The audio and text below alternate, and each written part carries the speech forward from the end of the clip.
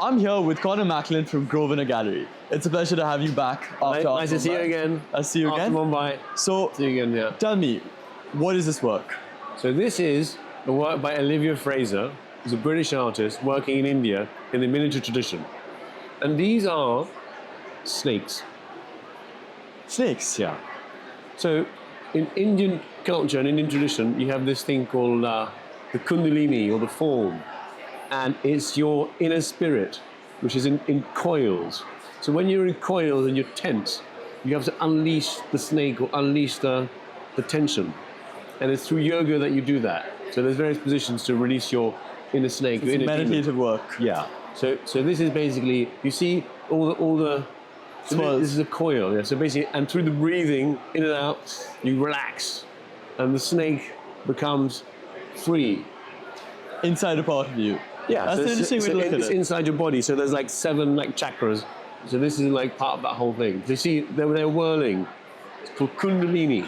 I thought it was partly inspired by Raza when I walked in, but it's kind of a completely different She's like idea. taking it from, it's not a snake, but it's the form of the snake. There's abstracted the form.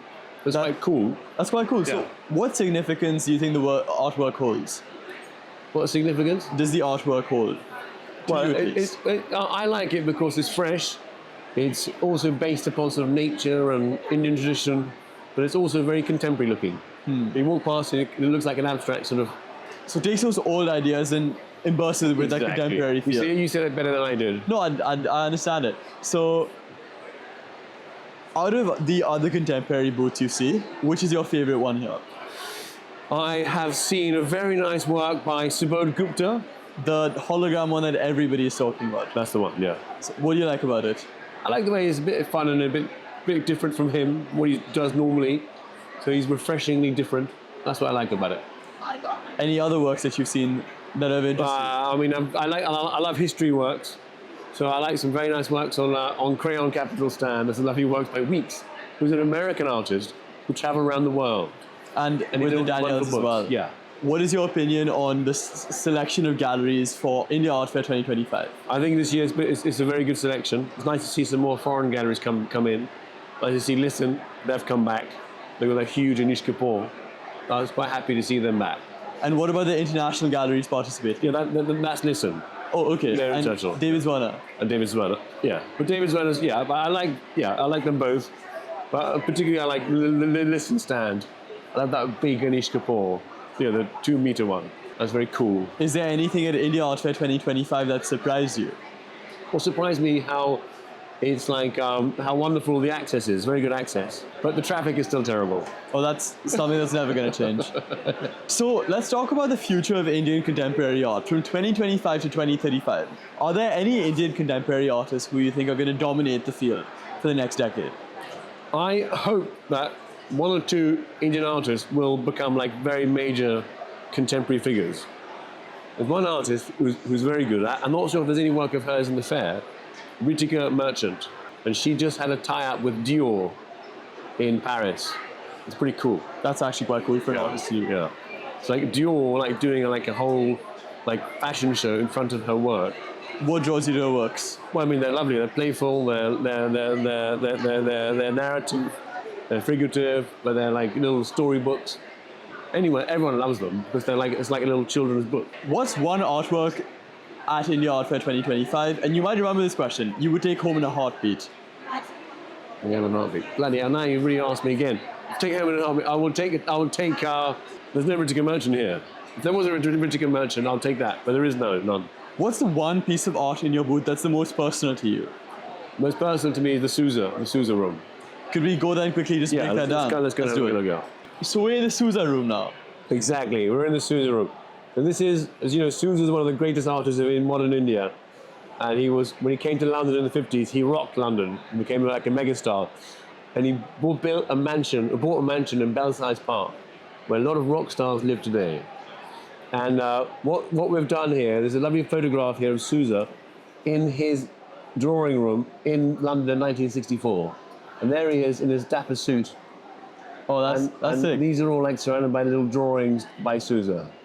So what we've done is we've kind of recreated that room. So we've painted the walls racing green, And this is all a collection, one collection, which was bought by an Italian guy. And he bought 14 Souza drawings. And we brought them here to the Indian Art Fair. They've never been seen before. And they're sold as a group. So this is the first time all 14 of these works. It's the first time these have ever been seen in public, to be honest with you. That's rare then. Yeah. So since maybe they were bought from the gallery in 1970 or 80s, but that's like 50 years ago. Onto a broader topic about Souza, something many people don't really get about him are the heads that he does. Yeah.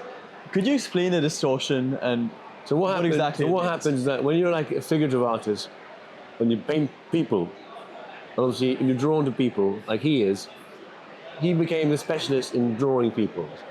But you see, when he became like a mature artist, Picasso had already been there. He had done cubism. He had broken up the faces. So Souza had to go one level extra.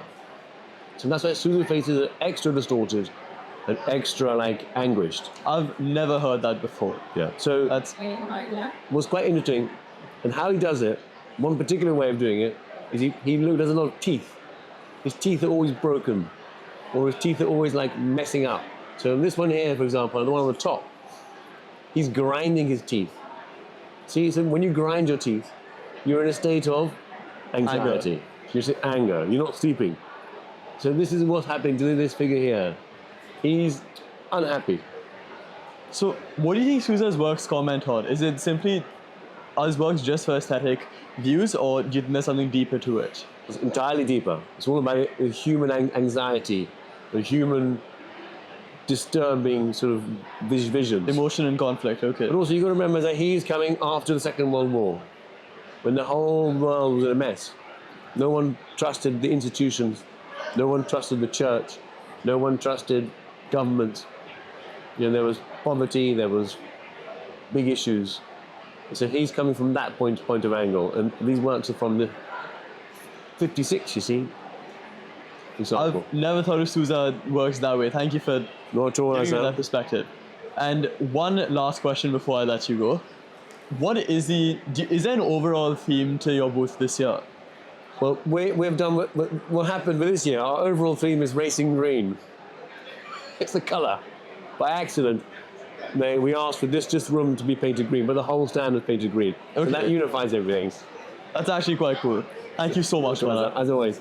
Thank you so much for your time. See you later.